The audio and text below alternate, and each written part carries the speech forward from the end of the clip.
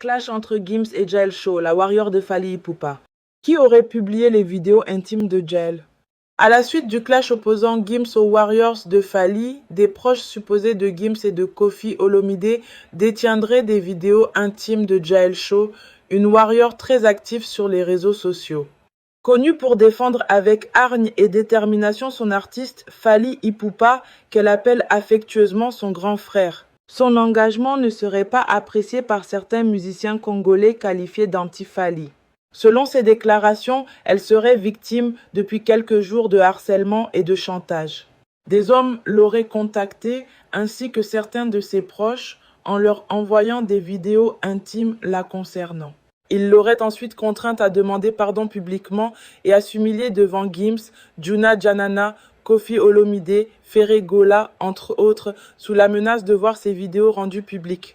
D'après certains témoignages, ces hommes auraient été envoyés par Gims et Koffi Olomide. Ils seraient à l'origine de ce harcèlement en raison du soutien fervent de Jael Shaw envers Fally, qu'elle défendrait avec hargne et précision, une attitude que Gims, Koffi Olomide ainsi que les détracteurs de Fally ne supporteraient pas. Malgré ce chantage, Jael Shaw aurait refusé catégoriquement de présenter ses excuses à ce groupe de musiciens congolais anti-Fally. Selon elle, s'excuser constituerait une trahison, notamment envers elle-même et envers la communauté des Warriors de Fally, estimant qu'elle n'aurait fait que répondre aux provocations répétées de Gims, de Koffi Olomide et d'autres à l'égard de Fally. Face à ce refus de coopérer, 2 vidéos intimes de Jael Shaw auraient par la suite été publiées. Jael affirmerait connaître l'identité de ses harceleurs et ne compterait pas en rester là. Si ces faits venaient à être confirmés, de sérieuses interrogations se poseraient quant au comportement de certaines figures publiques. En France, des lois strictes contre le cyberharcèlement, le chantage et la diffusion non consentie d'images intimes sont sévèrement sanctionnées.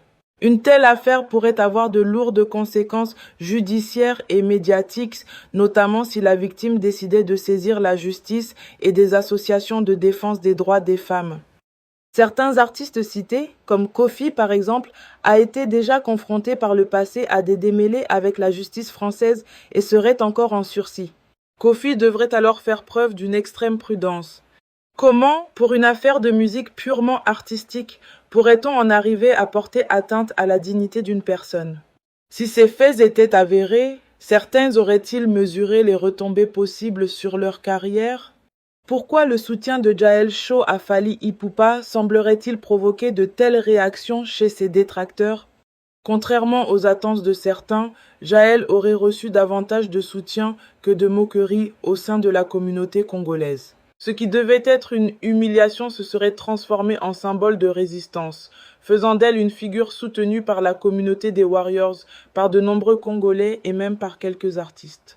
Un fort élan de solidarité se serait ainsi manifesté autour d'elle et Jael semblerait sortir de cette affaire plus forte qu'auparavant, comme en témoigneraient ses prises de parole récentes. Si l'on doit le rappeler, les Warriors de Fally Ipupa sont une fanbase très coriace. Ils n'ont pas besoin de l'autorisation de Fally pour régler ceux qui s'attaquent injustement à leur artiste. Gims les avait peut-être sous-estimés, mais il s'est vite rendu compte qu'il était face à une vraie armée soudée et déterminée de fans, surtout que se battre contre les fans, c'est un peu comme se battre contre le vent. Gims était peut-être plus populaire que Fally en France, mais il n'a pas une fanbase qui pourrait faire face aux Warriors. En quelques jours de clash seulement, les Warriors ont fait craquer Gims et il s'est dévoilé aux yeux de tous, lui qui s'est toujours caché derrière les chroniqueurs anti-Fally. Malgré les tentatives de chantage visant à publier des vidéos intimes de Jael Shaw, ces manœuvres n'ont pas réussi à l'intimider. Jael savait que, quels que soient les arrangements possibles, elle n'avait plus vraiment le choix. Le vin étant tiré, il fallait le boire. Elle a donc décidé d'assumer publiquement qu'il s'agissait bien d'elle dans ses vidéos. Ce choix, loin de l'affaiblir, lui a permis de reprendre le contrôle de son image et de son discours. Elle a choisi de se recentrer sur l'essentiel, son engagement, la défense de Fally Ipupa et la promotion de ces 2 grands événements prévus au Stade de France les 2 et 3 mai 2026. Une fois cette étape franchie, Jael Shaw est apparue plus forte, plus sereine et plus déterminée.